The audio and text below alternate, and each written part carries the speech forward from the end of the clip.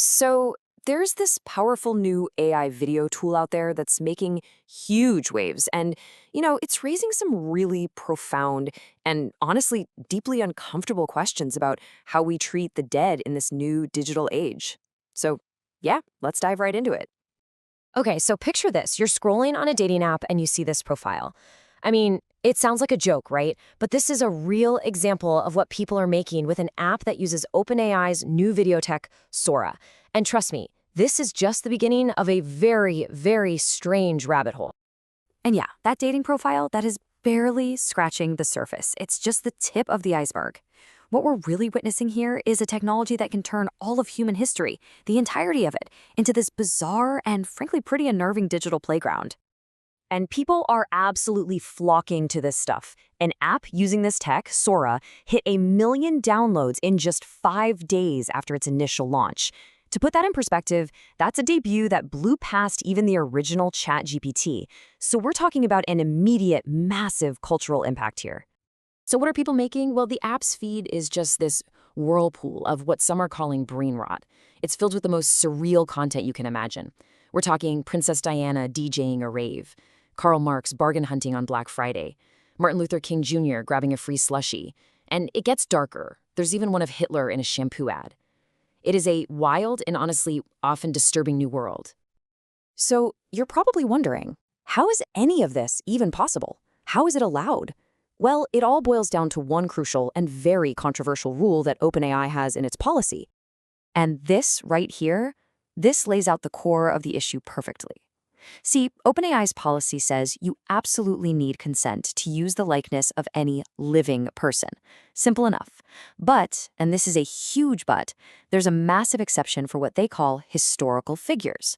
For them, no consent needed. At all. Okay, so that begs the question, what exactly is a historical figure in their eyes? Well, according to Sora's policy, it seems to be defined as, well, pretty much anyone who's famous and no longer alive. And it's that incredibly broad, super loose definition that has just thrown the floodgates wide open. And here's the thing. According to experts like technology policy specialist Ashen Kazarian, this is no accident. It isn't some oversight. It's a deliberate strategy. The thinking is, by permitting deepfakes of the dead, OpenAI is basically dipping their toe in the water.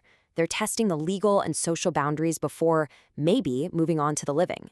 But, beyond all the weird videos and the complex legal questions, there's a very real, very human cost to all of this. We're talking about the profound disrespect and the genuine pain that is being felt by the families of the people being depicted. Just listen to this powerful statement from Ilyasa Shabazz, Malcolm X's daughter. I mean, she was only 2 years old when her father was assassinated. And now, today, she's seeing AI clips of him in fake wrestling matches or making crude jokes. This stuff isn't abstract at all. It grounds this whole debate in very real human pain. And it's not just her. Zelda Williams, the daughter of the late, great Robin Williams, she echoed that exact same feeling with this really potent quote. And what makes her story even more heartbreaking is that her father, Robin Williams, he specifically took legal steps to block the use of his likeness until 2039. He was trying to prevent this exact kind of digital puppeteering. And the list just keeps going. The daughter of comedian George Carlin calls these videos overwhelming and depressing. There are clips out there showing Stephen Hawking being violently knocked from his wheelchair. And maybe most disturbingly of all, there are videos of Kobe Bryant reenacting the helicopter crash that took his life and his daughter's life.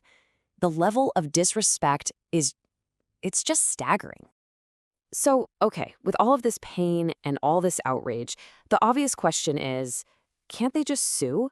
And this is where we need to pivot. Away from the emotional cost and into the incredibly complex and mostly unresolved legal questions that are right at the heart of this whole debate. So let's just ask it straight up. Is creating a deepfake of a dead celebrity and posting it online, is any of that actually illegal? The answer, as it turns out, is a giant, messy maybe. Okay, so there's this really critical piece of legislation you need to know about called Section 230. It's basically a foundational law for the internet that protects platforms, think social media sites, from being sued over what their users post.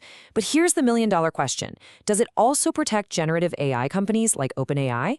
The truth is, nobody knows for sure, and we might not get a clear answer from the Supreme Court for years to come.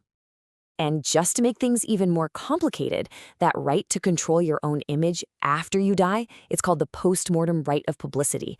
Well, it's not protected everywhere, not even close. As you can see here, only a handful of states like California and New York have these kinds of protections. In most of the country, it's pretty much a legal free-for-all. So let's imagine a lawsuit actually makes it to court. Here's how it would probably play out. On one side, you'd have the estate arguing that, hey, Sora's own homepage promotes this kind of stuff, that the app is basically designed to create it. And on the other side, you'd have OpenAI's defense. They'd likely argue it's all just for entertainment, it's not for commercial use, and besides, the watermarks on the videos make it clear they're not real. Ultimately, this whole thing brings us to a much, much bigger question, because this isn't just about celebrities anymore. Not really. This is about a future that is going to affect every single one of us and what happens to our digital legacies. So what's OpenAI doing about all this backlash? Well, their response has been pretty reactive. They've started letting families of the recently deceased ask to have a likeness blocked. But experts are calling this a whack-a-mole approach. It's totally unsustainable, and worse, it puts all the burden on grieving families to play defense and opt out one by one. And this is why this whole thing matters so much. Listen to what generative AI expert Henry Odger says. It's a worrying situation if people simply accept that they're going to be used and abused in hyper-realistic AI-generated content. He's right. If we as a society just shrug our shoulders and accept that our digital ghosts can be used and abused like this, well, the precedent that sets is a really dangerous one. So that brings us to the final and I think most crucial question that I want to leave you with.